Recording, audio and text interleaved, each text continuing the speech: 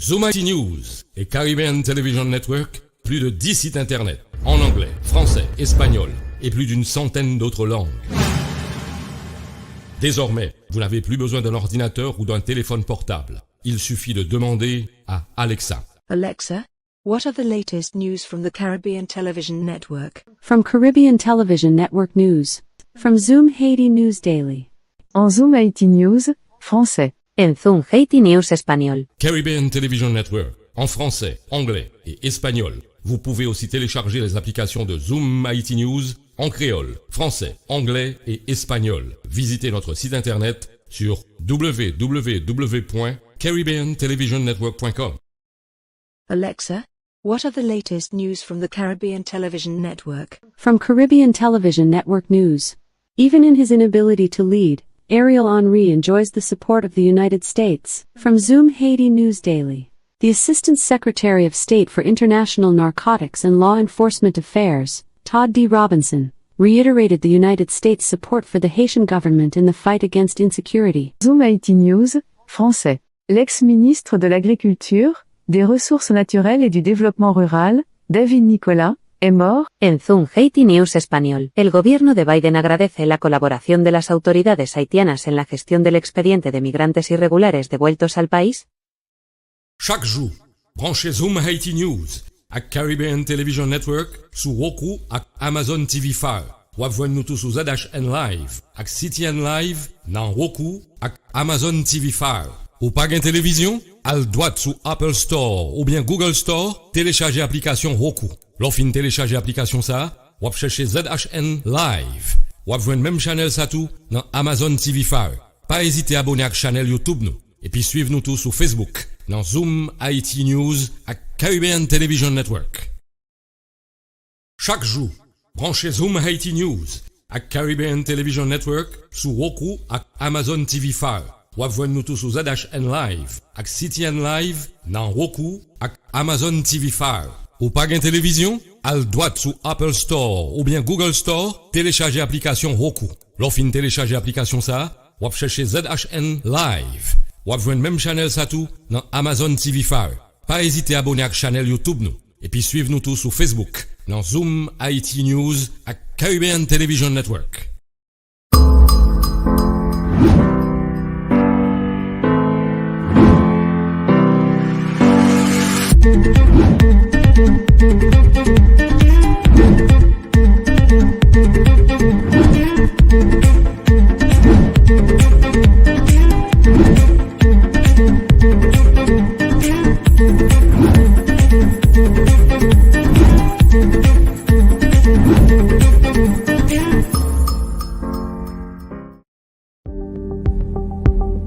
La jeunesse vient tande.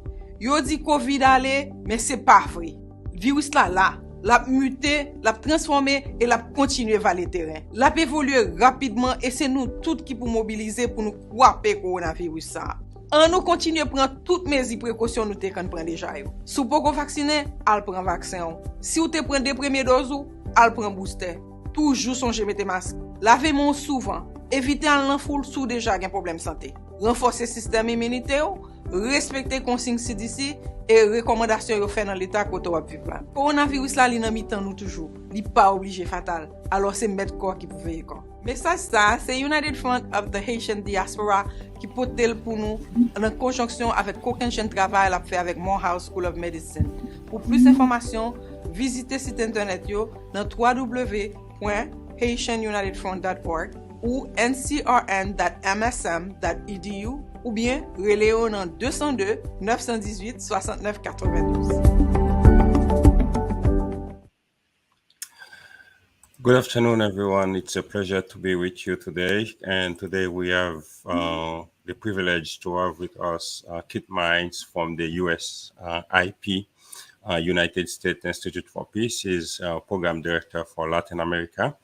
With Kit Mines, we are going to talk about the Haitian crisis, the recent meeting in Bahamas, Jamaica, and also the trip of the U.S. Vice President to Bahamas to talk about the crisis in the region, especially the crisis in Haiti. And we have the greatest pleasure to have Kit Mines with us. It's not the first time he talked to us. Kit Mines is an expert in the region. He works in several countries in Latin America, including in Haiti. And with him, we are going to see how we can get some reflection regarding the crisis in Haiti. Mr. Mines, good evening. How are you doing? Good. It's great to be with you again. Thanks. Thanks for the opportunity. Is there anything that I miss from the presentation about USIP or yourself that you would like to add? No, just a reminder for those that don't know us, the U.S. Institute of Peace is a publicly funded institute funded by the U.S. Congress with the intention of developing solutions to conflicts. We have programs both on the ground and in Washington on the policy and analytical front, and we work across a wide array of issues, including election violence, countering violent extremism, state fragility, and then the direct issues related to conflict, ceasefires, mediation, negotiation to try to help end conflicts. And we have a mix of regional teams and specialists like the team that I lead on Latin America, and then the thematic teams on youth and gender and religious peace builders, supporting those in the field that are trying to find solutions to conflict. So very active on Haiti right now, and as well long-standing program on Colombia and Venezuela, and then Northern Central America and Nicaragua and Bolivia. So that's the laydown we have. And you're in Washington, please come see us. I'd love to show you our building and get you familiar with the work that we do at USIP. You wrote an op-ed recently regarding the situation in Haiti, and also participating in several discussions with media. Tell us about the op-eds. What is your observation regarding the current situation right now?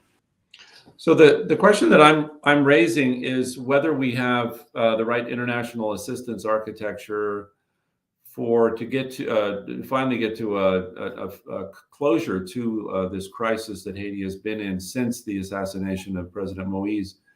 I mean, we're going on 2 years now, a month away from 2 years, I guess. So that's a long time for a crisis like this to drag on. And I'm raising the question whether, this obsession, which we have now in the international community of local-led solutions, hasn't gone too far. I think that we all agree that the solution needs to be local. The question is, what are the things that need to be provided by those that are interested in helping to set the conditions and the parameters and provide the support for the local actors that they can come to a viable conclusion. And what's been needed in Haiti for the last 2 years is simply a functional transitional government, which it hasn't had. It's had this, the government of Prime Minister Henry now acting as the executive, which has been kind of the basic governance tasks, but other recommendations haven't taken hold. So it's a very tenuous governing arrangement.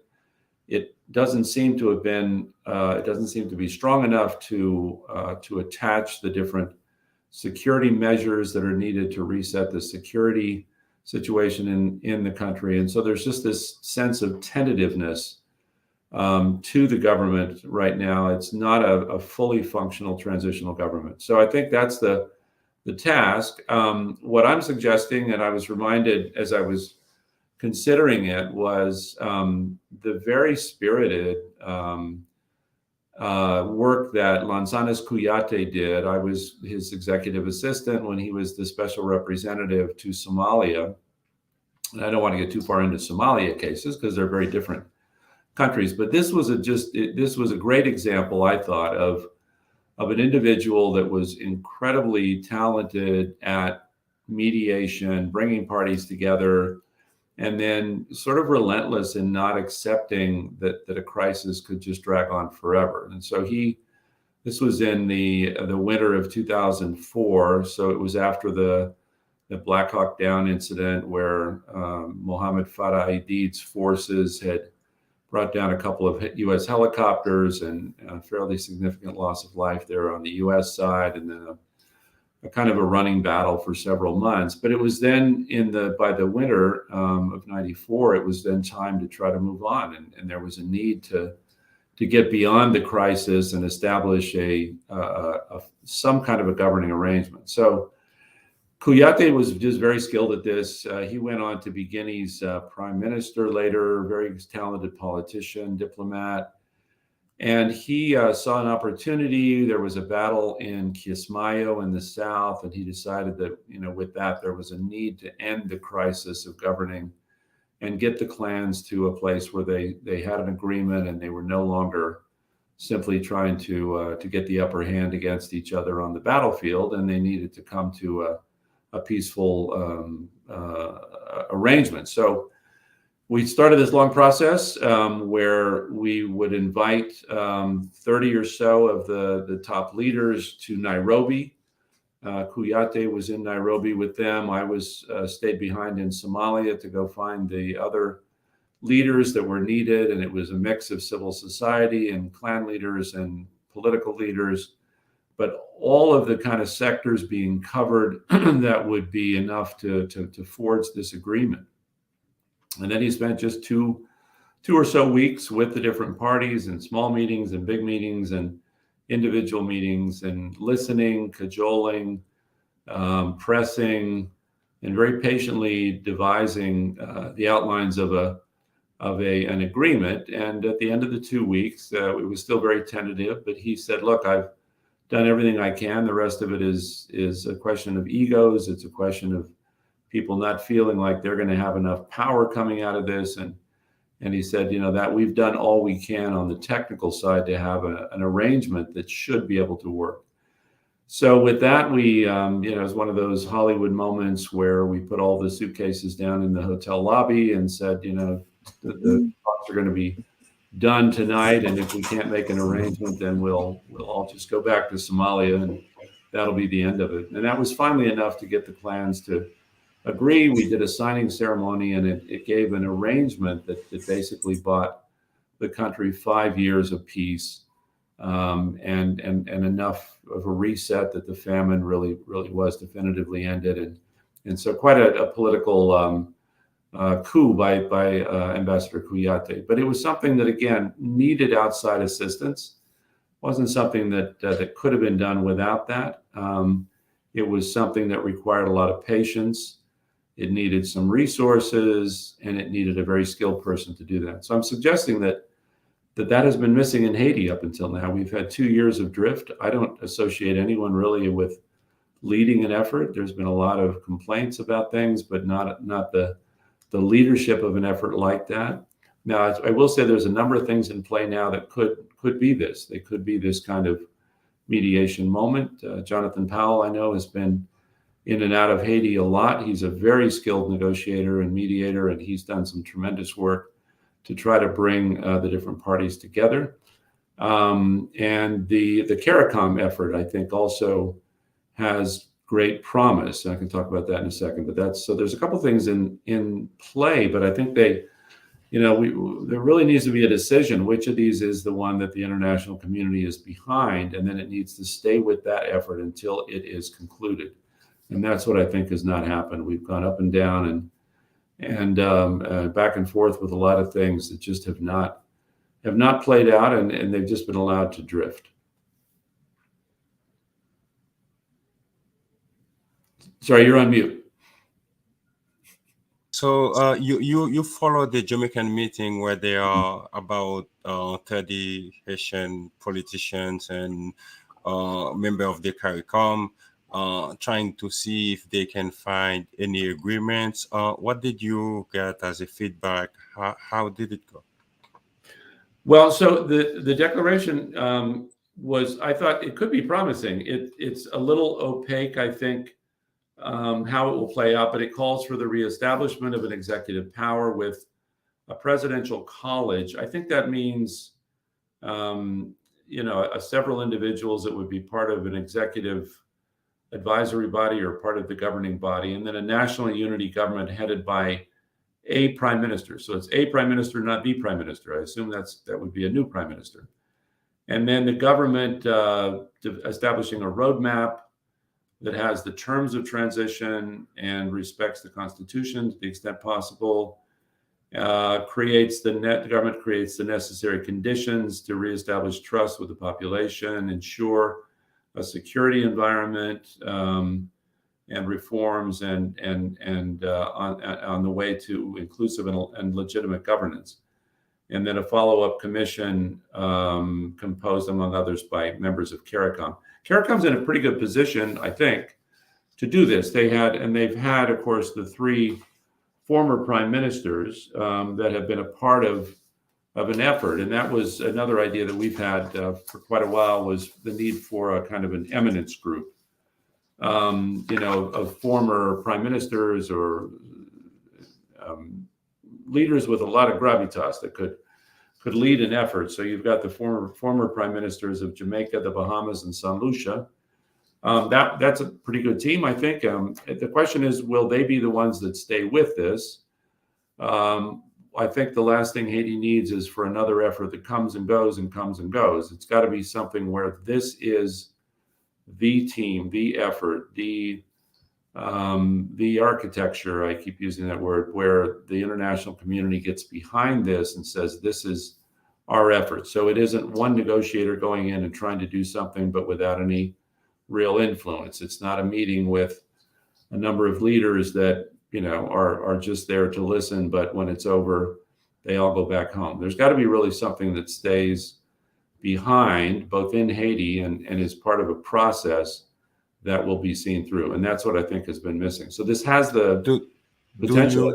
Do you have an idea about the parties who signed this resolution, or if we can call it like this? If I'm curious if the Prime Minister Ariel Henry has signed, because he has been always reluctant. The first day of the meeting, he shut down any idea that there is a new government, like executive branch with the president, because he sees himself as the only man in power. So did he sign this document?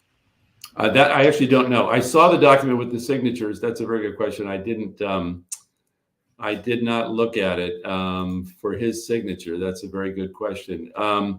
I think it has some, it was criticized the minute it came out. That's a very early critiques that it wasn't enough people. It was only 30. And I know the HCT did not attend. That also, I think, was not entirely encouraging. So I don't think it was a complete agreement. And I guess that's where I would again go back to the Somali case. Was part of the process was keeping them there until we had everybody. And this piece of the process was not really designed that way. It was always going to be a 3-day meeting. It's okay as a start, but I think, there needs to be a process where people are sort of captured. And, we're not going to leave until we have this done. If people are complaining that they're not represented, they're brought into it. There's some magic number, and, you have to, in every diplomatic process, you have to think about what that is. Sometimes it's a lot. In Afghanistan, for the Loya Jirga, it was 1,700 people. And that was just what was needed, both historically to follow the Loya Jirga model, which everybody understood, and to cover all the different groups. I mean, there was 250 women and 50 poets and intellectuals, and every region was represented, all the political parties. So it was a very extensive process. And then the low end, I believe the Tunisian process just had 10 or even less than 10. So, there's some magic number in there. And I think, again, the mediators need to figure that out. But I do think that coming in and out of meetings like this, and coming away with an agreement that everybody then just begins to tear apart is not helpful. So we'll see in the days that come, whether this is something that people accept or not. I was always a bit more of a fan of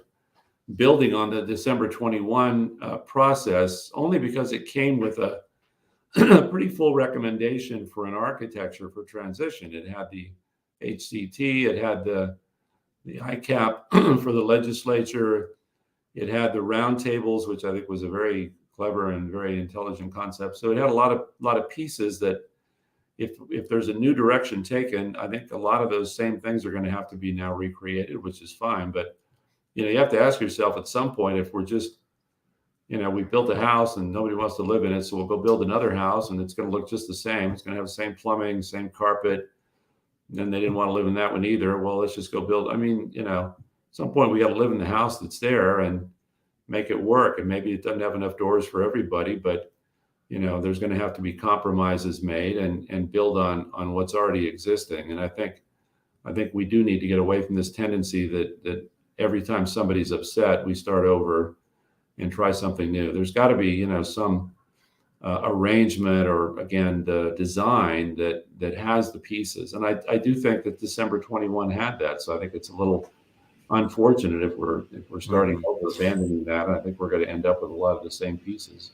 So in Haiti, people see that meeting as a waste of time, waste of money, that there is nothing. It was not necessary to go to, Jamaica to trying to find something that they have been fighting for a very long time.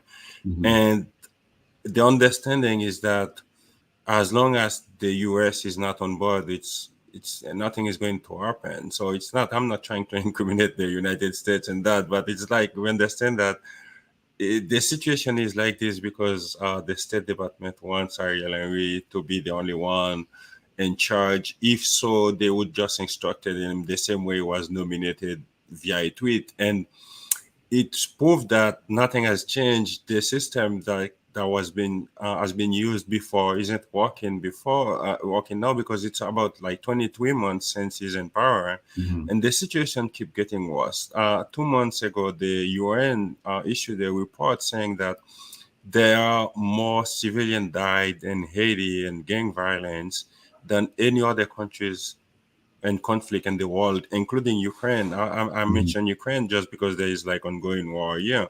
So it's a very dire situation. But in Washington, we don't see a sense of urgency that there is something that needs to be done. If Ariel Henry could, he would have done something like in the 23 months he's in power now. Yeah, that's the question. Is what is left of the arrangement that's been made, and that's just a looming question. The role of the United States is key, and I make the point in this op-ed that'll hopefully come out in a couple of days that it really does require the United States, and whatever the U.S. endorses is going to be pretty much the thing to get behind. It's just the biggest player and has the most influence, and historically is simply the country that has the ability to manage all the different pieces of this going forward and help with all the other parts of assistance. The biggest donor, the biggest provider of security assistance will be the United States, no matter what course is taken. The biggest diaspora of Haitians in the world, outside Haiti, of course. So, the U.S. has got an outsized role in this. I think that's pretty defined. And I think it's justifiable criticism or commentary that the U.S. support for Henry is what has kept him in power. I think at the end of the day, the U.S. was reluctant to dismiss Henry and try again with something else. So I think it's just a fallback to try to support a government that is already in place. But that requires, again, a dynamic approach where that government is evolving and building out more representation, where the executive is not a single person, but has has better representation from the country. These roundtables, again, for the roundtable dialogues, I think would have been very useful, that were part of the December 21 arrangement, where you have people being engaged by sectors and by regions and their views taken into account. So yeah, the U.S. is still the big player. I don't know whether the U.S. government will endorse this latest effort. But I agree that its endorsement for whatever course is taken is going to be one of the key distinguishers of whether it actually works or not. So do you have any feedback? I know the vice president traveled to Bahamas, where she has been in charge now, trying to bring about peace in the region, and especially in Haiti. Do you have anything what transpired from this, visit to Bahamas, or is it, nothing has changed? Yeah, I mean, I think it was significant that she went. That she went. I mean, that was not a small thing. She was the highest official to go to the Bahamas in 50 years, whatever that's worth. It was her fourth meeting with the Caribbean, with CARICOM officials. There was a lot of work that was done on firearms. I mean, there's a lot of peripheral issues that frankly need to be worked in tandem. There's no point in waiting for something in Haiti to emerge before you start working on the firearms trafficking into Haiti and the Caribbean, which is just an absolute plague. So it's fueling violence and instability across the region, particularly in places like Jamaica and Haiti, of course, in a whole separate place. So there was a number of technical and legal measures that they took. There's a law enforcement transnational criminal investigative unit that will be established in Haiti. That's not a bad thing. It's small, but it's something that will be helpful on their side as they try to figure out how to tackle the issue of arms coming into their country. They did a lot on climate change. There was kind of a technical piece, a preparedness piece, and then development financing. That's, again, not an immediate issue for Haiti, but Haiti is certainly on the receiving end of many of the climate disasters that are happening. And then she announced 2 new embassies in the Eastern Caribbean. So, U.S. emphasis on that part of the world. Part of it's probably driven by the competitiveness with China, which is all too happy to extend its diplomatic presence. And so I think the United States is trying to match that where it can. And then in Haiti, she she talked about, again, support for a multinational force, but without an offer of U.S. direct support to that force, $53 million in humanitarian assistance, and then significantly the administration's support for Hope Help to extended trade preferences. So that was really a good thing. I think people have been asking me about that for the last year and a half. I thought it was a little bit premature because it doesn't expire until 2025. But they make the point that it has to be secured now so that businesses know that it will still be there and they can make arrangements for and planning for what they're going to be doing in Haiti. And the business community in Haiti, of course, is still very dynamic.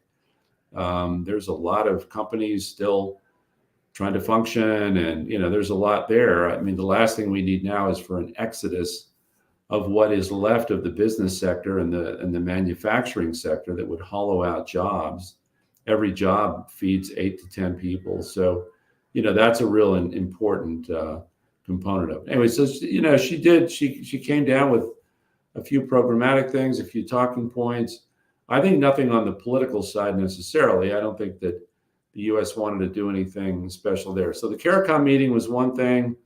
There will be a ministerial next week hosted by USIP on the margins of the OAS General Assembly. So that'll be, I think, another touch point for some of these issues among the ministers of the OAS.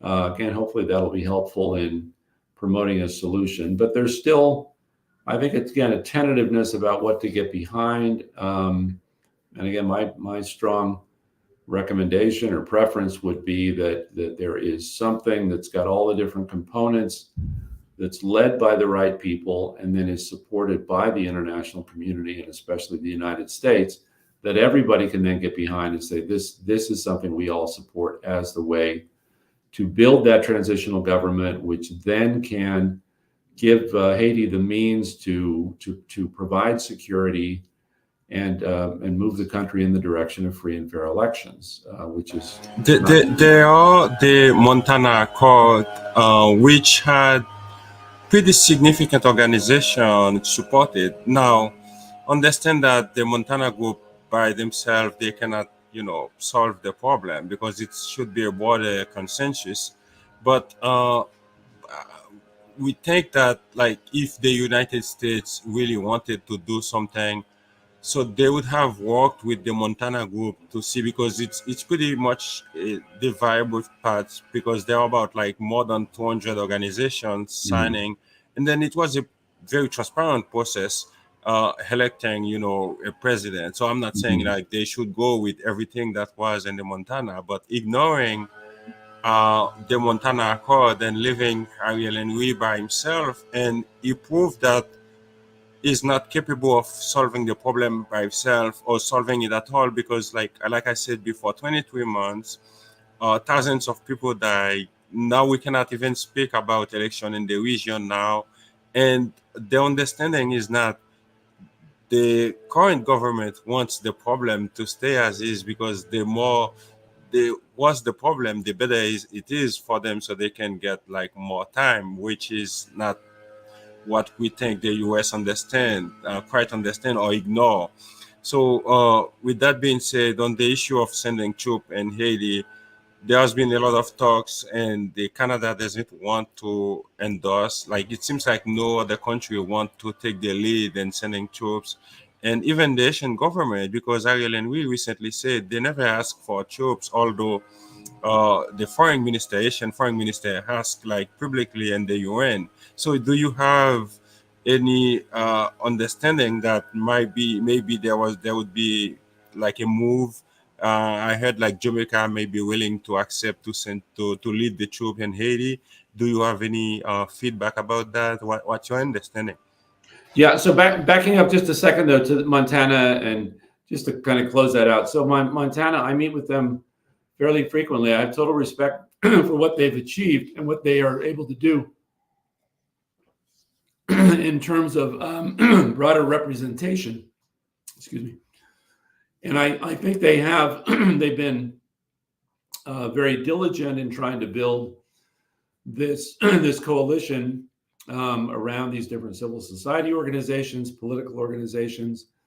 And again, they have a tremendous amount of backing.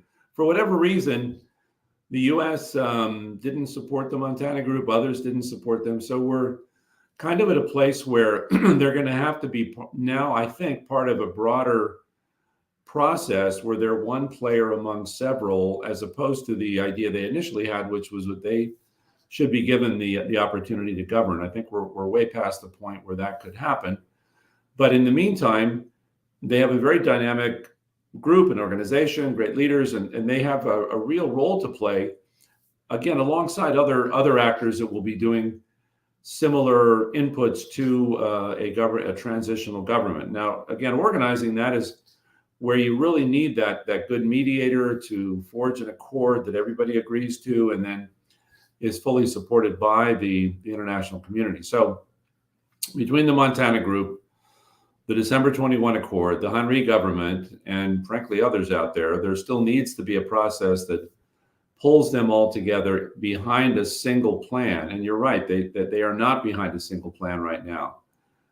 They're all trying either to govern or to be in a position to govern in a certain scenario. So somehow those ambitions and the ideas that have come in as part of an organization the personal things need to be set aside, I think, and people get together in what would be a coherent governing arrangement. I think we're actually getting closer to that. I can see where that could happen. From that, if you had a viable transitional government, I think that the international community would be more inclined to assist on the security front. I think part of the reason why they're not so excited about helping out is that there's not a government that they're supporting. I think some are actually concerned that they would be supporting an unpopular government against its own people. I mean, there's not a cohesion in the government that allows people to be supportive of that. Now, even with that, I think it's going to be hard. I think that there's not a natural leader for this, at least not that wants to lead. The U.S. role is really critical. The U.S. comes in with the logistics and the intelligence. a lot of what we called in other conflicts the enablers, the things, the firepower that allows you to safely retake security in a place like Port-au-Prince that is now very, very fractured and very dangerous. And so, it's not a mission for the faint of heart. It's something that's going to take some real muscle, I think, to get in and do it. So I don't see a nation like Jamaica having that. I think they can contribute with all due respect.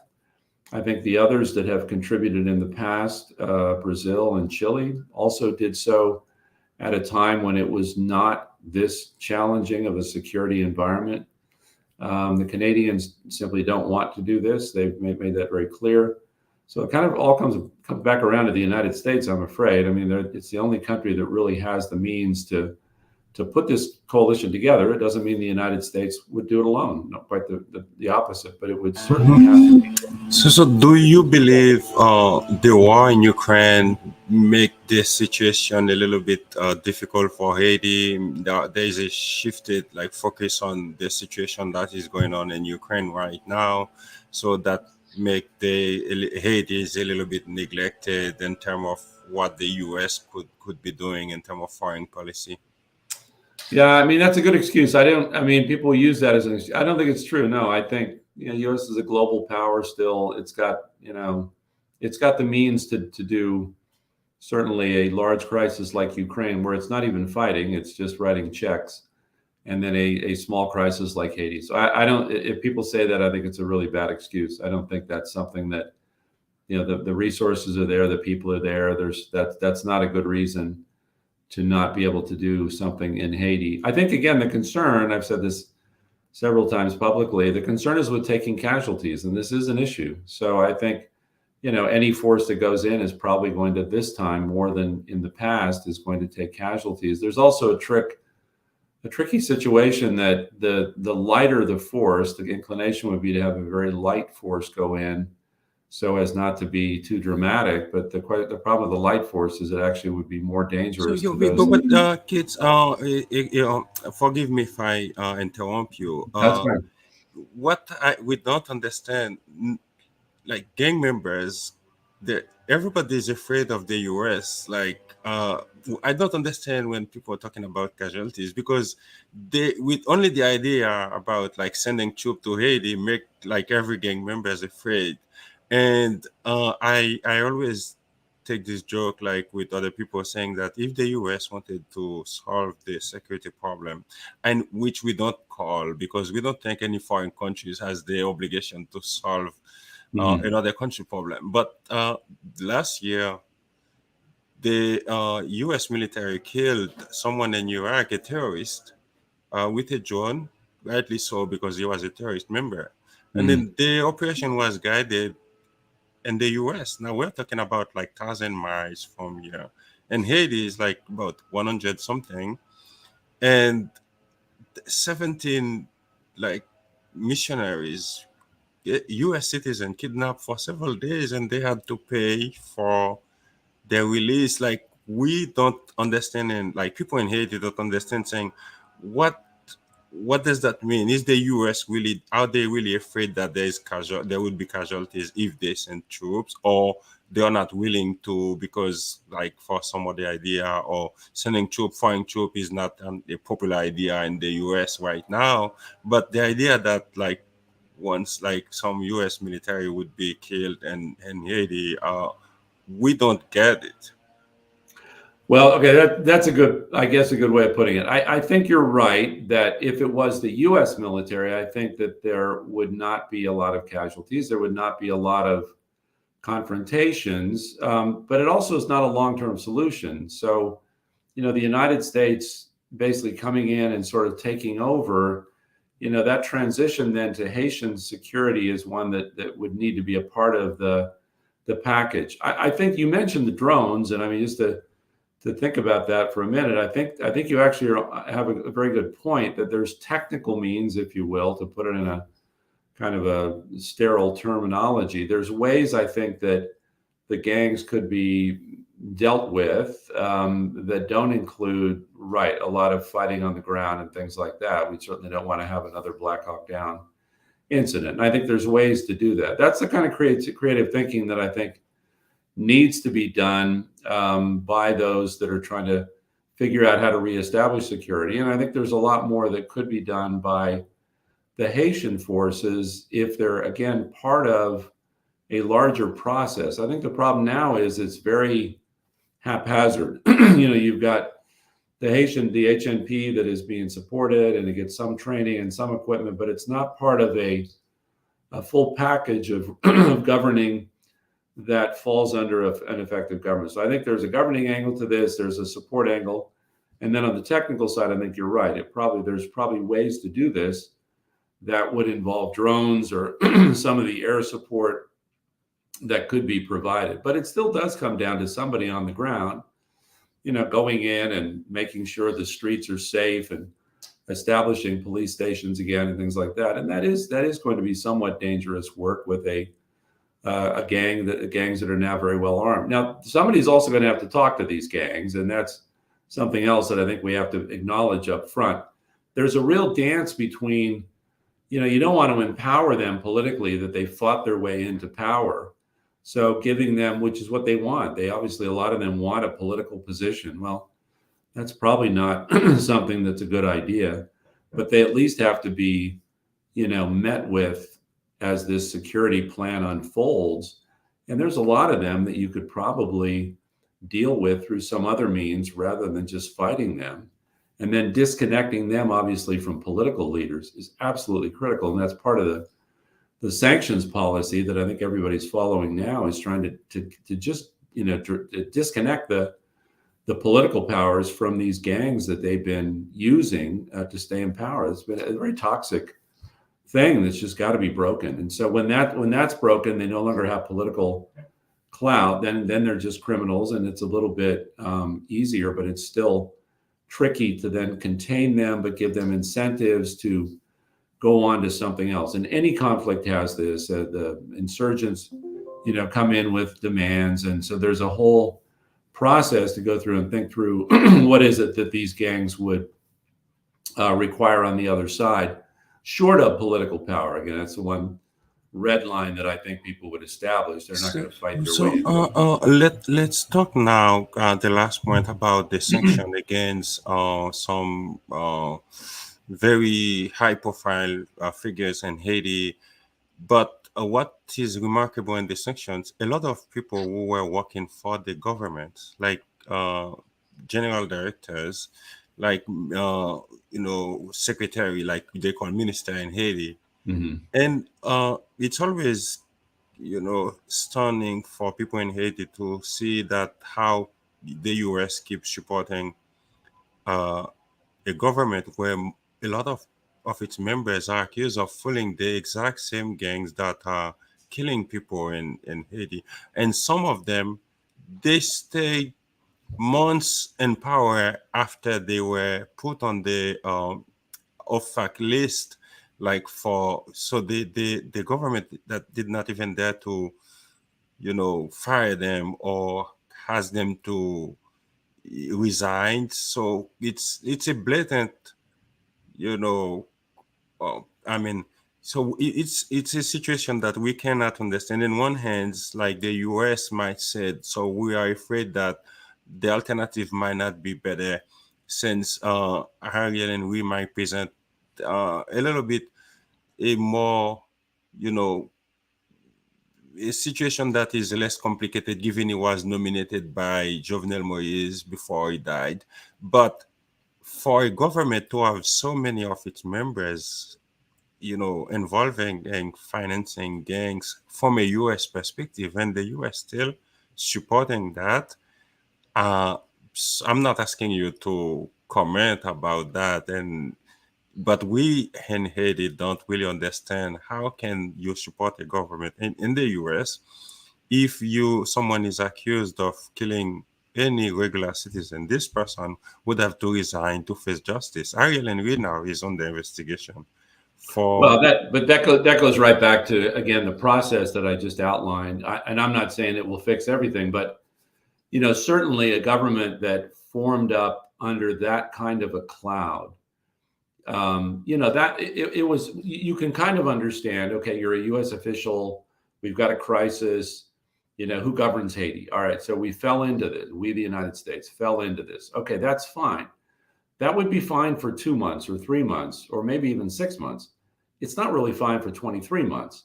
And I think that's where, the kind of, it breaks down. So, but what I would say on that is that, if you got this larger process in play, a lot of that would shake out, as this team of mediators is meeting with people and they're raising issues and saying, look, this guy was accused of this, that, and the other thing, and investigated, or everybody else agrees, then that person is obviously not right for this transitional government. That's the process that has to be, I think, gone through. And I think a lot of that would be cleared up in that. And I think in the interim, it is a very toxic environment because the accusations are very strong, they're very ugly, and it puts a cloud over this government. So I think it is something that needs to be changed, but I think it's hard to do it piecemeal. You sanction this guy and issue a statement about this guy, and that's a very piecemeal way to do it, rather than resetting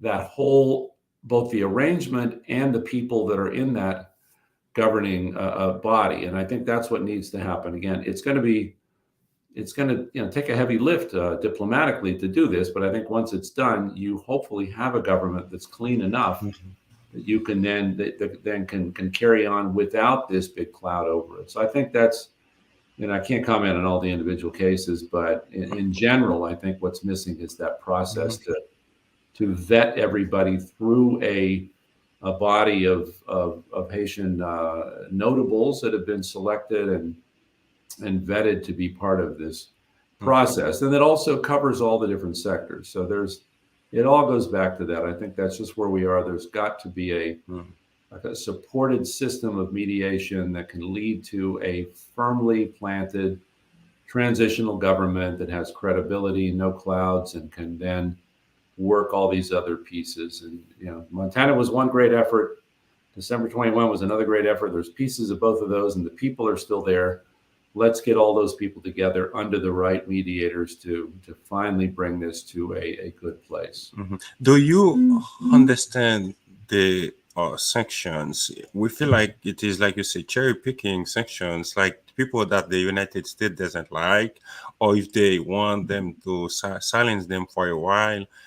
We believe that there were about 50 people on the list, and every now and then, so you heard that there is one name that is added on the list, but we don't have, the full list to know this is someone that is responsible for financing gang members in Haiti, drug trafficking and other things. So it seems like the U.S.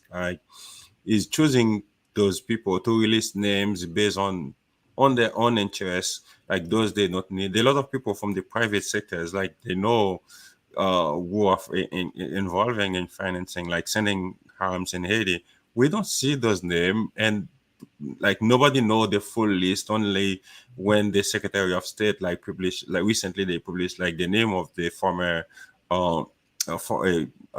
Prime Minister Laurent Lamotte. And then we have maybe to wait another 15 days, another month or so to know their name, or maybe not at all. How do you understand the mechanism of these sanctions? Yeah, I mean, I've been in the middle of this before, not for Haiti though, so I can't comment on any of the individual cases. But the process is actually, it's not as conspiratorial as it might look. I mean, it's a process where there's investigators and judicial officials that are developing information on different cases, different people. It's not, sporadic where things just happen to come up when they get the right information, but it does depend on having a case to be made. They have to make a case as though it was going to court. It's not, but they can't just, randomly start sanctioning people for political reasons.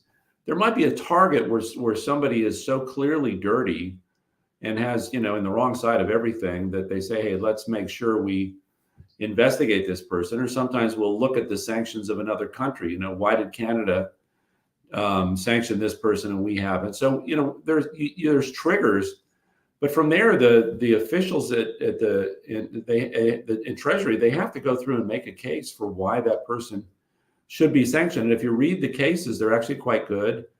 And they always have a thing somewhere in there that says this is what the person would have to do to get unsanctioned.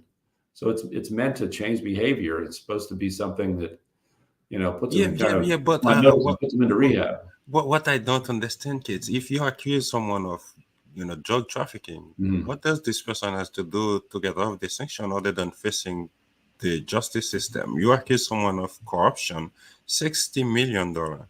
So they might get off the sanction, but there would be some, judicial system. And now it's not up to the US. I understand, like it's up to Haiti. But from a US perspective, you put someone on the list for involvement in drug trafficking or corruption, and asking this person, this is what you have to do to get off the sanction. It looks like for people in Haiti, like the sanction like maybe looking as a political tools to get what they want, to silence some leaders and then let some of them and they lose. Yeah, I mean, but there are cases where people have gotten off sanctions, so they can make their case. There's a process for doing that. It's not easy, you're right, and it's not it's not a full judicial proceeding. So that's the whole point of sanctions, is it's a lower bar than what you would have to do if you go to court and the person doesn't have the means to defend themselves. That's absolutely true. But we need this tool to be able to to put people that are undermining democracy, human rights, the financial system. It's a very important tool. It's very imperfect, and there's always going to be, why did this person get on and this person didn't? But I think people need to have lawyers that help make their case if they feel like they've been unjustly accused. They're usually not, frankly, because it's a hard thing to prove, and it's usually done, with enough care that the Treasury officials doing it don't want to have to go back and defend every case. So it's usually only the ones that are pretty clear. I don't know, again, all the cases in Haiti, but I worked on Venezuela on the sanctions policy, and it was more about the many people that we didn't sanction that we probably should have than the ones that we did. So, it's a tool. I hope it's helpful. I will say everything gets easier when there's a fully functional government again, and these issues are less, compelling when there is an internal Haitian way of dealing with corruption, and there's a functional financial system, and everything's going to get easier. Even arms trafficking, there will be units of the Haitian National Police that can work on arms trafficking. So all this stuff, again, I hate to go back again to the arrangement, but we've got to have that governing body that can manage all these different issues. And again, that will make sanctions a little bit less of something that even has to happen. Hopefully there will be a clean government that has its own way of dealing with corruption. It's not something that the United States has to do from outside. And to finish, would the USIP agree to, if you were called to participate by the State Department, the Biden administration, they ask you guys to get involved, to giving your extensive experience in the region? How could you help solving the problem? Where would you start? Would you agree first to participate, and where would you start trying to solve the problem? Yeah, the place that I think we have the most expertise on that's pertinent now is on national dialogues. We've done a lot of those. We have a very good publication. If you go to our website, just USIP National Dialogues, you'll find our big study, which is in French and English, of national dialogue processes. And that's a very important part of all this. It gets swept away by the drama of these meetings, but trying to find a broad-based way for Haitians to input their opinions, their views, their demands into the political process. So we do that. We are very supportive of the other efforts ongoing right now at mediation. So, we have quiet ways of helping to support those mediation efforts. And then we have a number of programs that we'll be doing on the ground to try to help those peace builders. There's a number of organizations in Haiti very courageously trying to build youth leaders, religious leaders, women peace builders, and we try to be supportive of those different efforts. And then, of course, we're just very active here in Washington in the think tank sphere, trying to surface new ideas and and look at those places where there's something somebody hasn't thought of, and there's a new approach to something that's been done the same way. So we try to be supportive there. And then we're also supportive, of course, of the Global Fragility Act, which is a congressional act that allows for certain fragile countries to have an additional set of resources and an additional way of the U.S. dealing with fragility. So we also try to actively support that. But national dialogue, I think, is our main thing here, and I think we have some good experts that have been helpful already in shaping some of this, and will be available in the future if that kind of process takes off. Is there any other point that you think we should have discussed in this dialogue that we did not? I would be glad to hear it, to make sure that we cover almost like every essential point. No, I think that's the main things. The main thing for me, I would close with this: we can't lose hope. I mean, people cannot have this idea that everything's been tried, nothing works, and it's just not true. It is Haiti's had ups and downs, and it had a long road coming out of the dictatorship in the late 80s. That's not that long ago, frankly, in the life of a country. It's been just 30 years since coming out of a very, very brutal dictatorship, and these things take time. It's still playing out. There's tremendous energy inside Haiti for change. There's a lot of good people working to try to make this happen. They just need the right framework and the right assistance to do that, and then sequenced from this political process through security into an election. So I think not losing hope is one of the key things that we all need to think about. Thank you so much, Kate. It was a pleasure to have you. Thank you. My pleasure, and great to see you again. Thank you. Bye. Thank you. Well, that's the end of our discussion with Kit Mines, who is Program Director of the USIP. As I said in the introduction, Mines is an expert in the situation in the region. He is working as Program Director at the USIP for Latin America, and he has been working extensively on the situation in Haiti. He has a recently published an op-ed regarding the situation in Haiti. You can read this at the USIP.org to learn more about it. And that's all for today. Thank you so much for participating with us. My name is Emmanuel Paul. I look forward to be with you another time. And in the meantime, you can follow us on Facebook, YouTube, Roku, Amazon TV Fire, and Twitter. Thank you so much. Have a very nice day.